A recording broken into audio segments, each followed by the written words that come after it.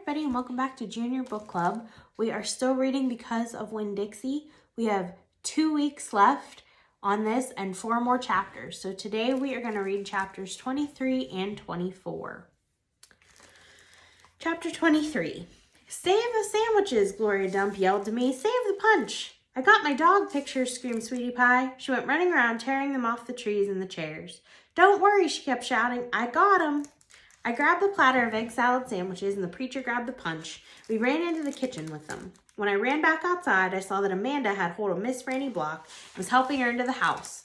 Miss Franny was so teetery in her high heels that the rain would have knocked her right over if Amanda hadn't held on to her. I grabbed Gloria Dump's arm. I'm all right, she said. She put her hand on my arm and held on to me tight.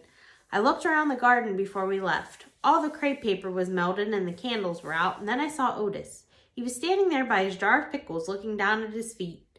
Otis, I hollered at him over the rain. Come on, we're going inside. When we finally got in the kitchen, Amanda and Miss Franny were laughing and shaking themselves like dogs. What a downpour, said Miss Franny. Wasn't that something? That came right out of nowhere, said the preacher. Woo-wee, said Gloria. Dog, squawked Gertrude. I looked at her. She was sitting on the kitchen table. The thunder was really booming and cracking. Oh no, I said. I looked around the kitchen. Don't worry, said Sweetie Pie. I saved them dog pictures. I got them right here. She waved around her wad of magazine papers. Where's Winn-Dixie? I shouted. I forgot about him. I was just thinking about the party, and I forgot about Winn-Dixie. I forgot about protecting him from the thunder. Now, Opal, the preacher said. He's probably right out in the yard, hiding underneath a chair. Come on, you and I will go look. Hold on, said Gloria Dump. Let me get you a flashlight and some umbrellas. But I didn't want to wait. I went running out into the yard. I looked under all the chairs and around all the bushes and trees. I called his name real loud. I felt like crying. It was my fault. I was supposed to hold on to him, and I forgot. Opal, I heard the preacher call. I looked up. He was standing on the porch with Gloria, and Dunlap and Stevie Dewberry were standing there too. Your guests are here, the preacher said. I don't care, I hollered. Come on up here, Gloria Dump said, her voice all hard and serious. She shone her flashlight out at me. I walked up onto the porch, and she handed me the flashlight. Tell these boys hey, she said. Tell them you are glad they came and that you will be right back just as soon as you find your dog. Hey, I said. Thank you for coming. I just got to find Winn-Dixie, and then I'll be right back. Stevie stared at me with his mouth wide open. You want me to help? Dunlap asked. I shook my head. I tried not to cry. Come here, child, Gloria Dump said. She reached for me and pulled me close to her and whispered in my ear. There ain't no way you can hold on to something that wants to go, you understand? You can only love what you got while you got it. She squeezed me hard. Good luck now, she called as me and the preacher stepped off the porch out into the rain. Good luck, Miss Franny called from the kitchen. That dog ain't lost, I heard Sweetie Pie holler to somebody inside. That dog's too smart to get lost. I turned around and looked back, and the last thing I saw was the porch light shining on Dunlap Dewberry's bald head. It made me sad, him standing on Gloria's porch, his bald head glowing. Dunlap saw me looking, and he raised up his hand and waved to me. I didn't wave back. Chapter 24. Me and the preacher started walking and calling Winn-Dixie's name. I was glad it was raining so hard because it made it easy to cry. I cried and cried and cried, and the whole time I was calling for Winn-Dixie. Winn-Dixie, I screamed. Winn-Dixie, the preacher shouted, and then he whistled loud and long, but Winn-Dixie didn't show up.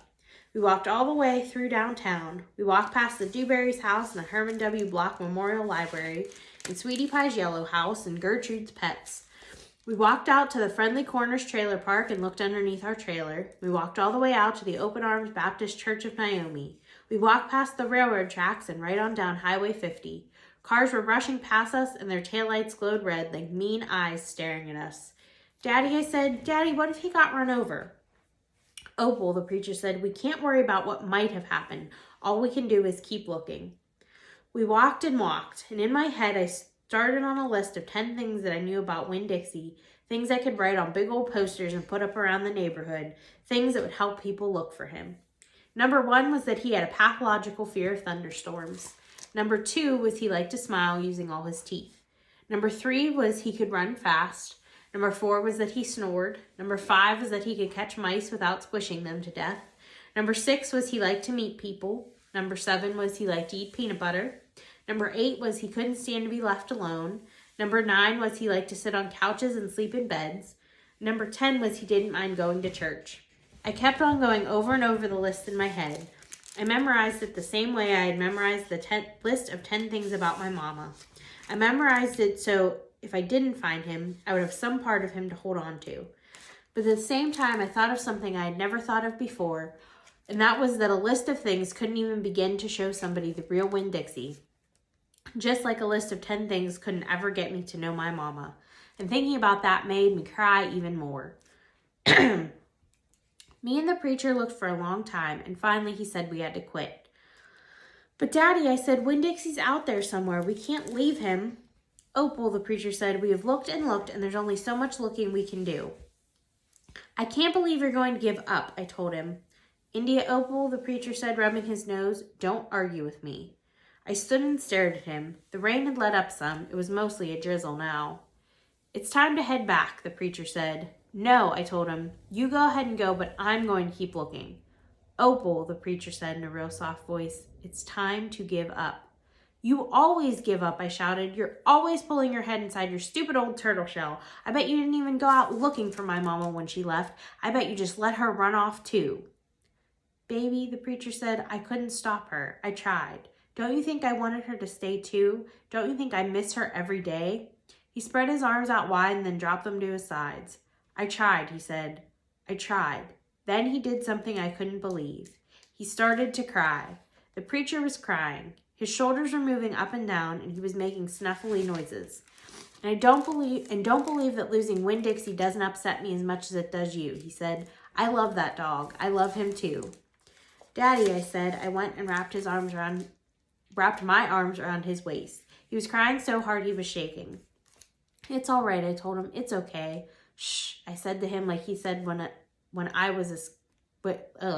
I said to him like he was a scared little kid. Everything will be okay. We stood there hugging and rocking back and forth, and after a while, the preacher stopped shaking, and I still held on to him, and I finally got the nerve to ask the question I wanted to ask. Do you think she's ever going to come back? I whispered. No, the preacher said. No, I do not. I've hoped and prayed and dreamed about it for years, but I don't think she'll ever come back. Gloria says that you can't hold on to anything, that you can only love what you've got while you've got it. She's right, the preacher said. Gloria Dump is right. I'm not ready to let Winn-Dixie go, I said. I had forgotten about him for a minute, what with thinking about my mama. We'll keep looking, said the preacher. The two of us will keep looking for him. But you know what? I just realized something, India Opal. When I told you your mama took everything with her, I forgot one thing, one very important thing that she left behind. What? I asked. You, he said. Thank God your mama left me you. And he hugged me tighter. I'm glad I've got you too, I told him, and I meant it. I took hold of his hand and we started walking back into town, calling and whistling for Winn-Dixie along the way. So that's all we're going to read today. We have one more week and 2 more chapters, so don't forget to join us next week to see how the story turns out. Have a great day.